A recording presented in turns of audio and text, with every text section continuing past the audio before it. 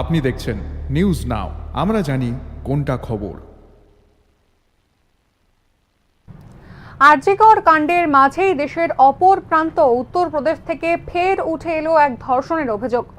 বাড়িতে ঢুকে 6 বছরের দলিত কন্যাকে ধর্ষণের অভিযোগ উত্তরপ্রদেশের এক সরকারি আধিকারিকের বিরুদ্ধে। আবারও জানাই যে আরজিকর কাণ্ডের মাঝেই দেশের অপর প্রান্ত উত্তরপ্রদেশ থেকে ফের উঠে এলো ধর্ষণের অভিযোগ। বাড়িতে ঢুকে 6 বছরের দলিত কন্যাকে ধর্ষণের অভিযোগ উত্তরপ্রদেশের এক সরকারি আধিকারিকের বিরুদ্ধে। পুলিশ সূত্রে জানা গিয়েছে, ধৃতের নাম গজেন্দ্র সিং, তার বয়স 57 বছর। অভিযোগ, সোমবার সন্ধ্যায় আহমেদগড় থানা এলাকার ওই বাড়িতে ঢুকে শিশুটিকে ধর্ষণ করেন তিনি। সরকারি সূত্রে খবর, উত্তরপ্রদেশের মুখ্যমন্ত্রী যোগী আদিত্যনাথকে এই অপরাধের বিষয়ে জানানো হয়েছে। তিনি জেলাশাসককে মেয়েটির পরিবারের সঙ্গে দেখা করার নির্দেশও দিয়েছেন। বরখাস্ত হয়েছেন অভিযুক্ত আধিকারিক। সেই সঙ্গে ওই পরিবারকে 8,25,000 টাকা ক্ষতিপূরণ দেওয়ার প্রতিশ্রুতি দিয়েছে রাজ্য সরকার। নির্যাতিত শিশুটির পরিবারের দাবি, সরকারি কাজে প্রায়ই গ্রামে যাতায়াত ছিল গজেন্দ্র বলে ওই ধৃতের।